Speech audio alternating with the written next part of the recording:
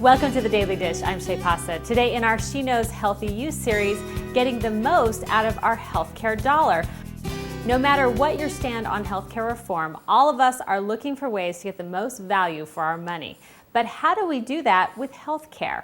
I asked Wendy Lipton-Dibner, an author and consultant to the healthcare industry, what we can do to ensure we're getting the most for our money. It seems there's a lot more than just insurance. When you're looking to get the most out of your healthcare dollars, the first thing you've got to realize is that insurance is not automatic. We live in a society where we expect that our insurance will pay for what we need. We assume we bought this policy, it's going to cover everything. We don't read the small print. We have to take charge of our own insurance. And we have to look at the policy, and if we don't understand it, we have to get people to explain it to us. The next piece of it is when we actually go to see a doctor or a hospital, and the staff says, "Can I have your insurance card?" And we think, that's it, it's covered. It's not done yet. So what I always tell people is, you've got to build a relationship with anyone who's going to be handling your insurance. And you've got to ask that person, who can I talk with in your office that will educate me on how to get the most out of my insurance, and then build that relationship and bring them presents, because they work harder than anyone in that whole office. But getting the most value is up to you. We have to be motivated to follow our doctor's recommendations.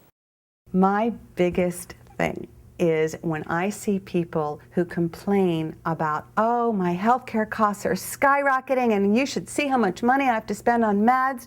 And I ask them, well, what's your doctor doing for you? And they say, well, you know, my doctor wanted me to do this, this, and this, but you know, I don't. And then they tell me all the reasons why they're not going to do what their doctor told them to do. So I teach doctors that they've got to motivate their patients to act on what they're doing, or what's the point? But the real issue is, how do we motivate ourselves?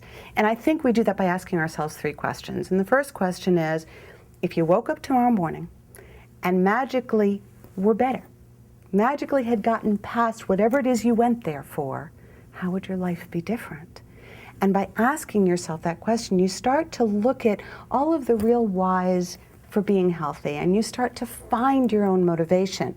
That's piece 1. Piece 2 is resources. You have to find your action plan. What's going to need to change? Sometimes we need to change our life around to do what they say, whether it's going for testing or taking time off of work or simply changing our diet. The third piece, and I think this is the real kicker, I call it permission. Are you willing to change?